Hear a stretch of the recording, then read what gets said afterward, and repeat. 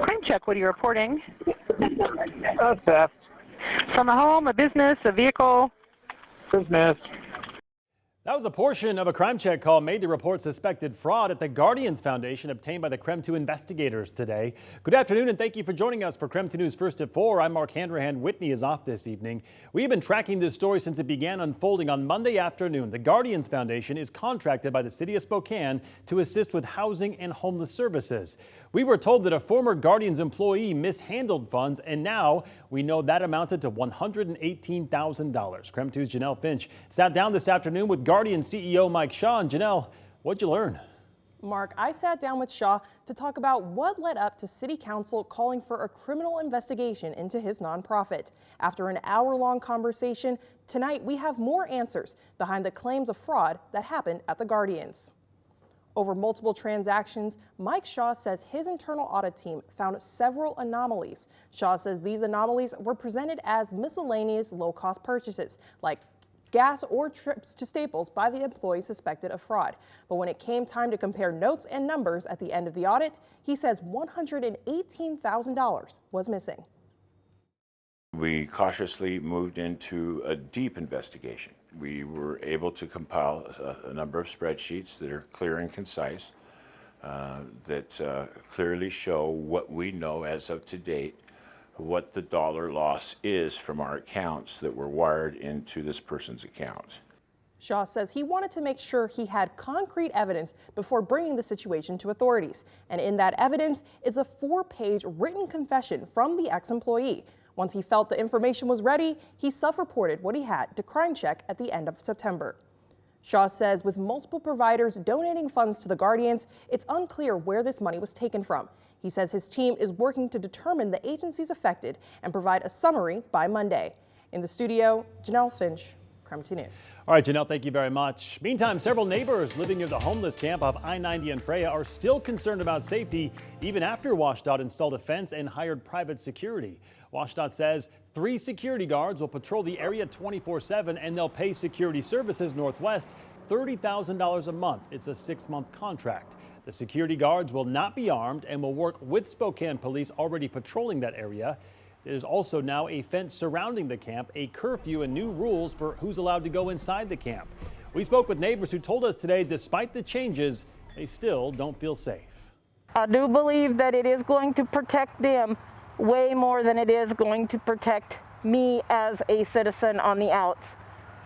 I can't go to a security guard and say, hey, they're destroying my property. They're not going to do anything to protect my property. That neighbor, Stacy, also says the recent shooting at the homeless camp was right near her house and made her even more concerned. No one was hurt in that shooting last Wednesday. Also in effect right now are a new set of rules for everyone living at the camp. Created by Jules Helping Hands and WSDOT, the rules ban predatory behavior and state that people must abide by the good neighbor policy. This includes following a curfew and quiet hours, as well as respecting their neighborhood. We also learned that since August, about 180 people have moved out of the encampment since August. The current population is estimated to be right around 443 people. In other news this afternoon, a judge has denied Gonzaga's head baseball coach to suppress evidence in his DUI case. Court documents show that Mark Mactoff filed a motion to dismiss his DUI case 4 months after his arrest on the basis that the police officer who pulled him over shouldn't have. Mactoff was arrested back in June in Reardon, Washington. New court documents show a 911 caller reported seeing a blue truck swerving in and out of lanes on Highway 2. Minutes later, the officer was informed the suspected drunk driver had gone into a store. Once he came out, the officer noticed that he was, quote, stumbling and having difficulty walking in a straight line as he walked back to his truck. The officer performed what is known as a Terry stop, which can be done when there is reasonable suspicion of criminal activity. Mactoff was asked to take a breathalyzer test, which revealed his blood alcohol content was 0.284, 3 times the legal limit. The judge ruled the officer had reasonable suspicion to stop Mactoff and upheld the DUI charges. Well, the search is on tonight for a jewelry thief who police say got away with roughly $300,000 worth of valuables. The heist happened at Consigned Furniture and Jewelry in Liberty Lake, and the thief pulled it off without even breaking in. KREM 2's Kyle Simchuk spoke with the store owner about the heist and the reward he's now offering. Take a close look at this woman. She looks like any other customer walking into consigned furniture and jewelry.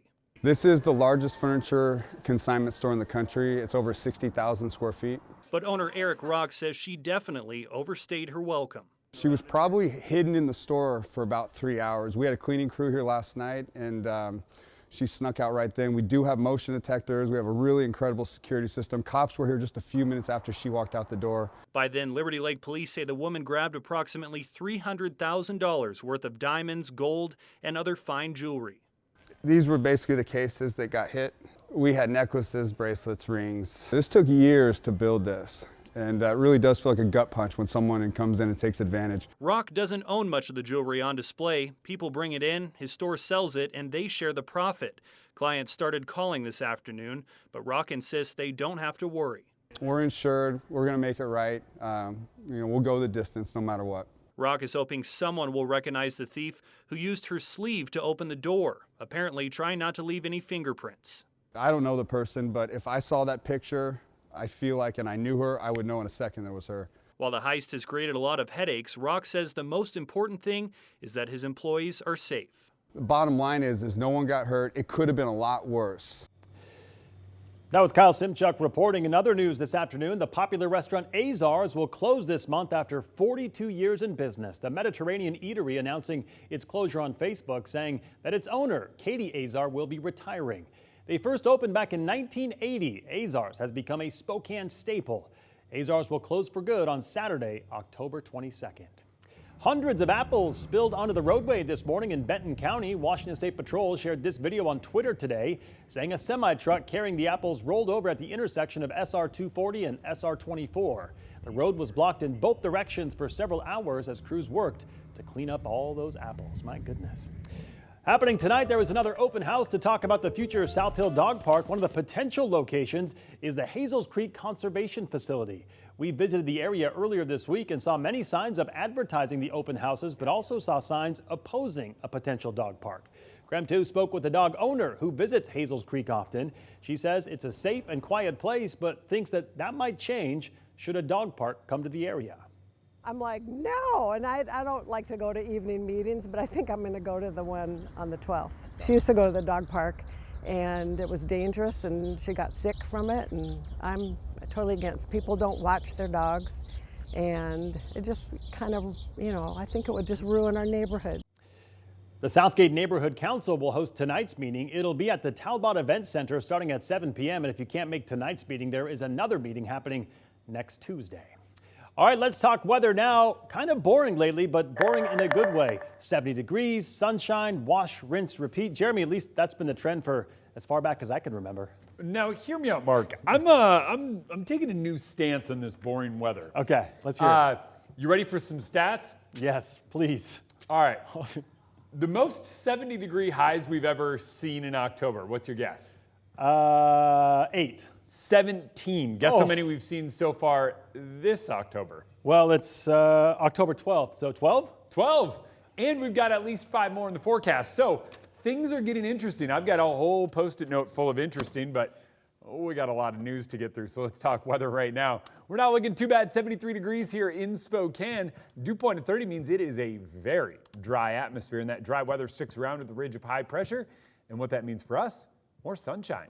Basically nothing but sunshine each and every day, and that means overnight lows will dip. We fall back down to near 40 overnight. Deer Park, Newport, Sandpoint, Bonners Ferry, Republic, Colville, I think you'll be kind of in this realm as well. Upper 30s, basically knocking on the door of 40. Tomorrow afternoon, did anyone guess 70s?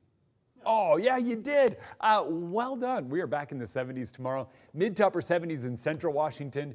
And if you like that, good news, more of it as we head through the next 3 days. 70s through the weekend. We're talking above average temperatures hanging on strong. I mean, I'll take it, right? Jeremy, thank you very much. Can't wait to hear more of the stats coming up. All right, still to come on KREM 2 News First at 4 this afternoon. The latest update for the COVID vaccine is here, and now the age of eligibility is lower than ever. We'll tell you about that when we come back after a quick break.